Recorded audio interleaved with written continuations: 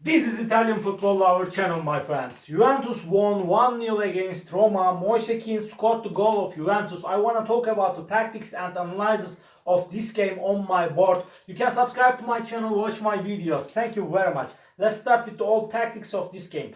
Juventus played in 4-4-2 formation and Roma played in 4-2-3-1 formation of Jose Mourinho. Really, in this game, in Roma team, every time fullbacks of Roma moved higher and wider, this Vina and Karsdorp.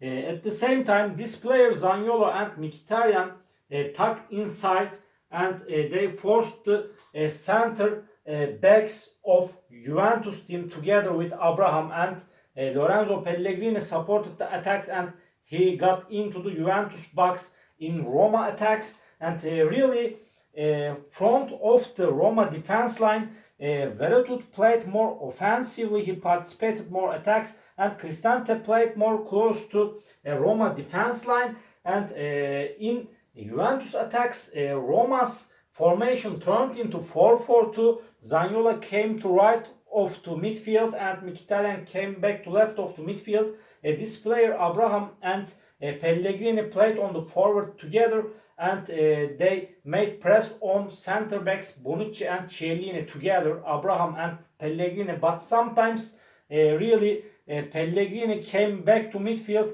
and he closed to Locatelli's front with his shadow Lorenzo Pellegrini, and really in Juventus team every time De Sciglio moved higher and wider on Juventus attacks, and Juventus defense line turned into three. Danilo, Bonucci and Chiellini remained on the back, these three together, and De Sciglio supported the attacks, and Cuadrado moved higher and wider. Cuadrado and De Sciglio provided the width in Juventus attacks for Juventus team, and at the same time Bernardeschi tucked infield and he searched for the goal positions with Moise Kean and Chiesa. Moise Kean and Chiesa made press on center backs Mancini and Ibanez, but sometimes Chiesa close to front of Cristante and Moise Kean came close to Veretout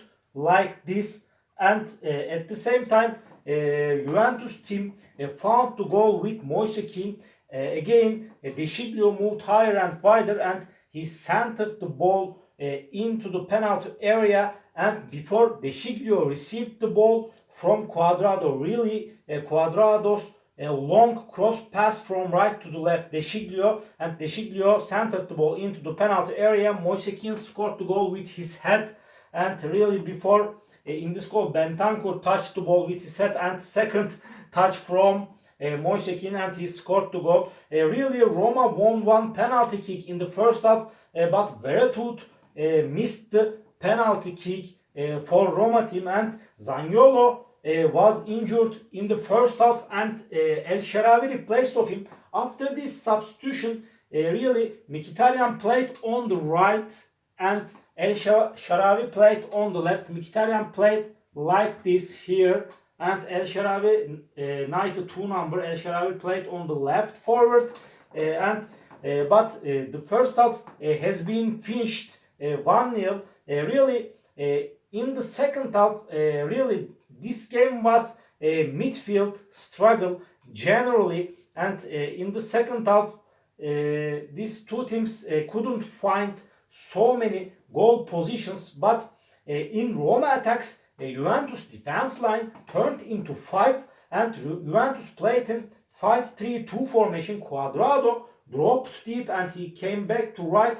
Danilo tucked inside, and Cuadrado, Danilo, Bonucci and Chiellini and De Sciglio made the Juventus defense line 5. Bentancur, Locatelli and Bernardeschi, these three played front of defense line, and Moise Kean and Chiesa so many times they came back to midfield and they helped the midfield defensively, Moise Kean and Chiesa. Really the first substitutions has come from really Massimiliano Allegri, and first substitutions Moise Kean out and Kulusevski replaced of him like this. Kulusevski played on the right forward instead of Moise Kean, and Chiesa out, Morata replaced of him like this. Morata and Kulusevski played on the forward together with these substitutions, and on the left side Bernardeschi out and Arthur replaced of him, and really this Bentancur, Locatelli and Arthur they played together on the midfield, and really Allegri made the midfield stronger with these substitutions. And at the same time in Roma team, Veretout out and Shomurodov replaced of him. After these substitutions, Mourinho pulled Pellegrini to the center of the midfield. Pellegrini played close to Cristante on the center of the midfield, and really Shomurodov played on the forward together with Abraham here. 14 number Shomurodov and Abraham played on the forward together, and Roma played in 4-4-2 formation after these substitutions. And last substitution for Juventus team, and really De Sciglio out and Alexandro replaced of De Sciglio was last substitution for Juventus team in this game, and Juventus won 1-0, and Juventus deserved this game.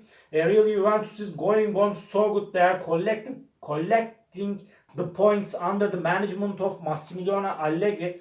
All my analysis and all my comments like this about Juventus Roma game, you can write your comments down below. You can subscribe to my channel, watch my videos. Please open up your notification links, notification bells. Thank you very much. See you on my next videos, beautiful people. Bye.